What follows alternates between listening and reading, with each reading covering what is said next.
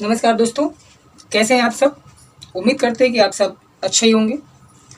आइए आज हम बात करते हैं गॉस थ्योरम की। तो दोस्तों, वीडियो शुरू करने से पहले जो लोग हमारे चैनल पर नए हैं वो चैनल को सब्सक्राइब कर लें ताकि आने वाली लेटेस्ट वीडियो की नोटिफिकेशन सबसे पहले आपको मिल सके। आइए दोस्तों, स्टार्ट करते हैं वीडियो को। हमारे पास टॉपिक है दोस्तों गॉस की प्रमेय मीन्स गॉस थ्योरम की बात करते हैं। तो दोस्तों, पिछले वीडियो में हमने डिस्कस किया था इसी चैप्टर में इलेक्ट्रिक फ्लक्स की बात किया था, वैद्युत फ्लक्स की बात किया था। आज हम बात करते हैं गॉस की प्रमेय की। दोस्तों यहाँ पे देखिएगा, गॉस की प्रमेय, इसको सीखते हैं। गॉस थ्योरम है क्या दोस्तों? बोला गया है कि अगर मान लीजिए कोई हमारे पास प्लस क्यू आवेश है तो उस आवेश के चारों ओर बने वैद्युत क्षेत्र में लिया गया एक काल्पनिक बंद पृष्ठ, उस बंद पृष्ठ को ही हम लोग गॉसियन पृष्ठ कहते हैं। उस गॉसियन पृष्ठ से घिरा हुआ जो टोटल आवेश होगा वो आवेश कुल आवेश का 1/ε0 गुना होता है। आइए हम देखते हैं इसको। दोस्तों देखिएगा, गॉस की प्रमेय क्या होती है इसको देखिएगा। किसी बंद पृष्ठ, दोस्तों बंद पृष्ठ मीन्स गॉसियन पृष्ठ बोलते हैं इसको। किसी बंद पृष्ठ से निर्गत वैद्युत फ्लक्स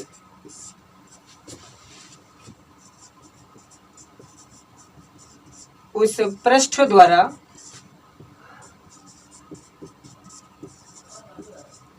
घिरे कुल आवेश का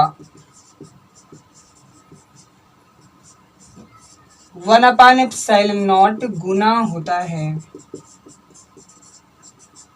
दोस्तों ये हमारे पास गॉस की प्रमेय होती है।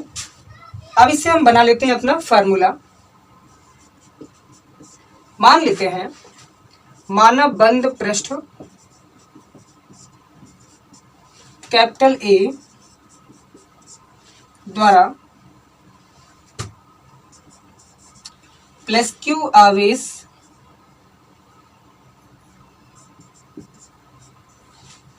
मानव बंद पृष्ठ कैपिटल ए द्वारा प्लस क्यू आवेश से निर्गत वैद्युत फ्लक्स कितना होगा इसको हम देखते हैं दोस्तों। तो बोला गया कि जो फाई ई होगा, वैद्युत फ्लक्स को दोस्तों फाई ई से लिखते हैं। ये बोला गया है कि जो उस पृष्ठ द्वारा घिरा कुल आवेश होगा वो कितना होगा, 1/ε0 गुना होता है। डेफिनेशन देख लीजिएगा। किसी बंद पृष्ठ से निर्गत वैद्युत फ्लक्स उस पृष्ठ द्वारा घिरे कुल आवेश का 1/ε0 गुना होता है। तो दोस्तों हमारे पास ये हो गया है Q/ε0। ये हो गया हमारे पास फार्मूला। यहाँ पे देखिएगा दोस्तों, थोड़ा और बना लेते हैं।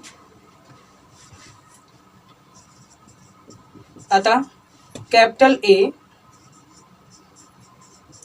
पृष्ठ से बद्ध वैद्युत फ्लक्स, दोस्तों ये हम लोग पढ़ चुके हैं। कैपिटल ए क्षेत्रफल से, मतलब कैपिटल ए पृष्ठ से बद्ध वैद्युत फ्लक्स जो होता है आप सभी ने पढ़ रखा है, phi equal to vector E dot D A आपने पढ़ रखा था। टोटल की बात करेंगे तो हमारे पास क्लोज्ड इंटीग्रल लग गया, ये आपने पढ़ा था। इसलिए आप यहाँ पे देख सकते हैं, दोनों को हम इक्वेट करा देंगे। तो closed integral vector E dot D A equal to हो जाएगा Q/ε0। दोस्तों ये हो गया हमारे पास गॉस थ्योरम। अगर इसका प्रूफ देखना है तो आइए हम इसका प्रूफ देखते हैं। तो दोस्तों अगर हम प्रूफ की बात करें तो आइए इसका हम देखते हैं प्रूफ क्या होता है, कैसे होता है। प्रूफ की बात करते हैं तो दोस्तों यहाँ पे ये प्लस क्यू आवेश हो गया। तो आप जानते हैं कि प्लस क्यू आवेश के चारों ओर इलेक्ट्रिक फील्ड बनेगी, वैद्युत क्षेत्र बनेगा। उस वैद्युत क्षेत्र में एक काल्पनिक पृष्ठ हमने खींच के लिया है, ये हो गया गॉसियन पृष्ठ, इसी को बोलते हैं दोस्तों।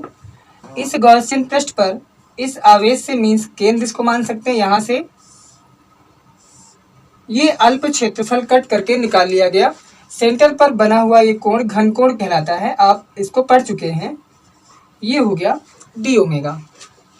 हम दोस्तों मान लेते हैं कि यहाँ पे प्लस क्यू आवेश से मीन्स बिंदु ओ से इसके पृष्ठ तक ये दूरी आर है, मीन्स ये हो गई रेडियस, त्रिज्या। अब यहाँ से इसके ये जो अल्प क्षेत्रफल डी ए हो गया दोस्तों, पूरे पृष्ठ का क्षेत्रफल कैपिटल ए है, तो ये अल्प क्षेत्रफल इसका हो गया डी ए। इस पृष्ठ से निर्गत वैद्युत क्षेत्र की तीव्रता कैपिटल ई, दोनों के बीच कोण थीटा हो। तो यहाँ पे हम देखते हैं दोनों के बीच कोण थीटा हो, तो दोस्तों लैंग्वेज आप आसानी से लिख सकते हैं। लैंग्वेज क्या लिखेंगे कि माना प्लस क्यू आवेश है जिसके चारों ओर स्थित वैद्युत क्षेत्र के भीतर लिया गया बंद पृष्ठ जिसे गॉसियन पृष्ठ कहते हैं। इस गॉसियन पृष्ठ के ये बिंदु P ले लिया, बिंदु P पर स्थित अल्प क्षेत्रफल dA से निर्गत वैद्युत फ्लक्स आपको बताना है। यहाँ पे अल्प क्षेत्रफल dA से निर्गत होने वाली वैद्युत क्षेत्र की तीव्रता जो होगी वो बाहर की ओर होगी, क्योंकि आप सभी ने पढ़ रखा है कि प्लस क्यू आवेश के कारण वैद्युत क्षेत्र बाहर की ओर होता है। तो यहाँ पे हम बात करते हैं तो dA जो अल्प क्षेत्रफल है इससे निर्गत वैद्युत फ्लक्स क्या होगा दोस्तों, इसकी बात करते हैं। तो अल्प क्षेत्रफल है तो वैद्युत फ्लक्स भी हमारे पास अल्प ही होगा।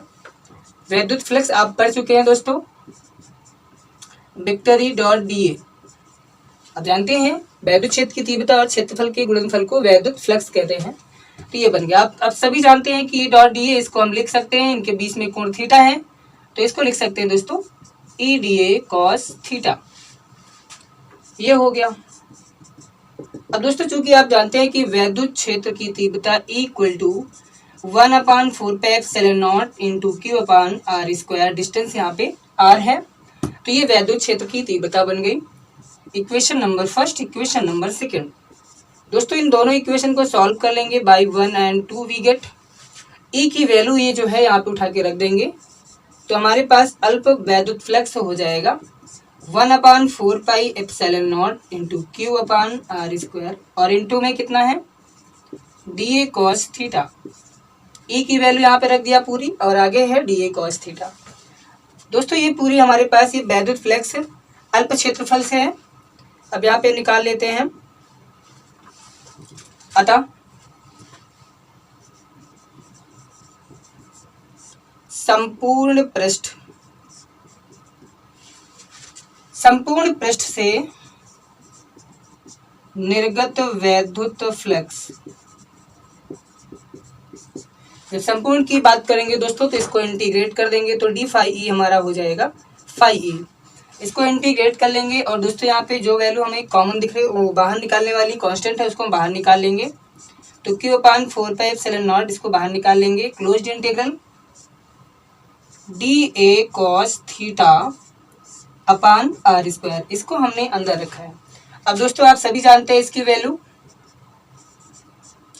क्यू अपान 4πε0 क्लोज्ड इंटीग्रल। दोस्तों आप जानते हैं ये घन कोण निकला था डी ओमेगा की वैल्यू। अब ये आप जानते हैं कि क्लोज्ड इंटीग्रल पूरे पथ का घन कोण कितना होगा, तो आप जानते हैं कि पूरे पृष्ठ का हम निकाल चुके थे घन कोण, पूरे गोली पृष्ठ का घन कोण होता है हमारे पास, ये कितना हो जाएगा 4π आपने पढ़ रखा था, तो ये वैल्यू हो जाएगी दोस्तों 4π।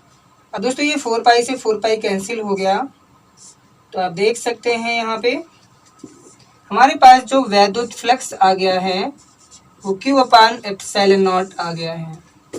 अब दोस्तों आप इसी को जानते हैं कि phi equal to closed integral vector E dot D A होता है, इक्वल टू हो जाएगा क्यू अपान ε0। दोस्तों ये हमारे पास हो गई गॉस थ्योरम प्रूफ हो गया। तो दोस्तों वीडियो आपको कैसा लगा है, अच्छा लगा हो तो चैनल को लाइक करिए, सब्सक्राइब करिए। मिलते हैं गॉस के अनुप्रयोग में, तब तक के लिए जय हिंद दोस्तों।